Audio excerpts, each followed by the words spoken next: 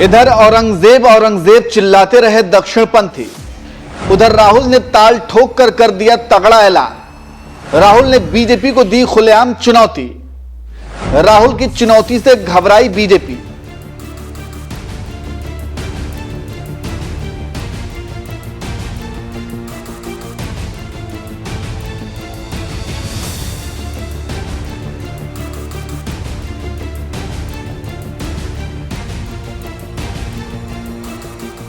नमस्कार, मैं नियाज खान और आप देख रहे हैं न्यूज एक्सप्रेस। एक होता है चुनावी वादा और दूसरा चुनावी जुमला।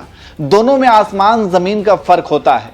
15-15 लाख अकाउंट में डाले जाएंगे, विदेशों से काला धन वापस लाएंगे, पेट्रोल, डीजल और घरेलू गैस सिलेंडर की कीमत कम कर देंगे। ऐसे कई बयान हैं और ऐसे बयानों को ही चुनावी जुमला कहा जाता है, जिसमें मुंगेरी लाल के हसीन सपने दिखाए जाते हैं। वहीं दूसरी तरफ चुनावी वादों का पूरा करना उसे कहते हैं जो काम तेलंगाना की कांग्रेस सरकार ने करके दिखाया है। कुछ इसी तरह की बातें सोशल मीडिया पर कहीं और सुनी जा रही हैं। तो चलिए आपको बताते हैं कि आखिर तेलंगाना सरकार ने वो कौन सा वादा पूरा किया है और राहुल गांधी ने इस पर क्या बोला है और किस तरीके से बीजेपी को खुली चुनौती दे दी है।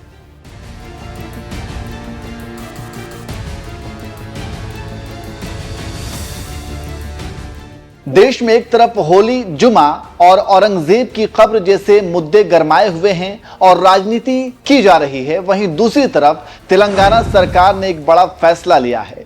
तेलंगाना के मुख्यमंत्री रेवंत रेड्डी ने ओबीसी समुदाय के लिए शिक्षा, नौकरियों और राजनीतिक प्रतिनिधित्व में 42% आरक्षण देने की घोषणा की है।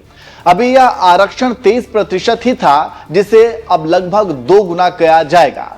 मुख्यमंत्री रेवंत रेड्डी ने एक्स पर लिखा, तेलंगाना को भारत में सामाजिक क्रांति का नेतृत्व करने पर गर्व है। यह घोषणा करते हुए मुझे गर्व हो रहा है कि भारतीय स्वतंत्रता के बाद से पिछड़े समूहों की सबसे लंबे समय से लंबित मांग, पिछड़ी जातियों से संबंधित हमारे भाइयों और बहनों की आधिकारिक जनगणना में गिनती और मान्यता प्राप्त होने से इच्छा आखिरकार पूरी हो गई है।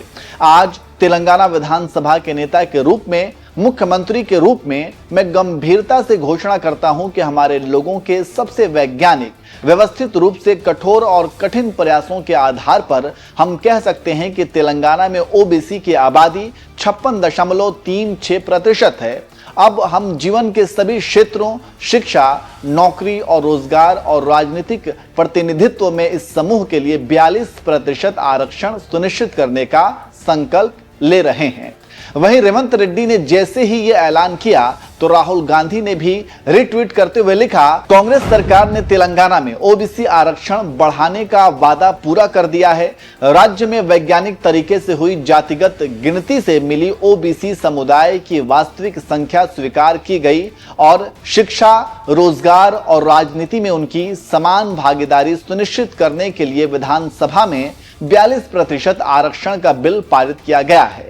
सामाजिक न्याय की दिशा में यह वाकई एक क्रांतिकारी कदम है, जिसके द्वारा राज्य के आरक्षण पर से 50% की दीवार भी गिरा दी गई है।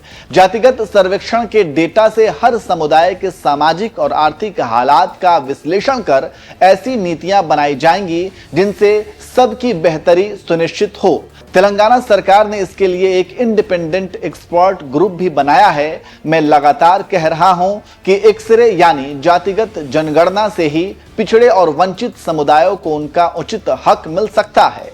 तेलंगाना ने रास्ता दिखा दिया है, यही पूरे देश की जरूरत है। भारत में जाति जनगणना होकर रहेगी, हम करवा कर रहेंगे। तो इस तरह से तेलंगाना की कांग्रेस सरकार ने जो चुनावी वादा पूरा किया, अब उसके बाद राहुल गांधी ने ताल ठोक कर ऐलान कर दिया कि भारत में जाति जनगणना होकर रहेगी, हम करवा कर रहेंगे। वैसे आपको बता दें कि भाजपा कांग्रेस की आलोचना करते हुए कहती रही है कि जाति जनगणना करवाकर कांग्रेस जाति के आधार पर समाज को बांटने की कोशिश कर रही है। वहीं कांग्रेस का कहना है कि जब तक हम समाज की जड़ों में नहीं जाएंगे और दबे कुचलों की आवाज नहीं उठाएंगे, तब तक समाज का कल्याण नहीं हो सकता है।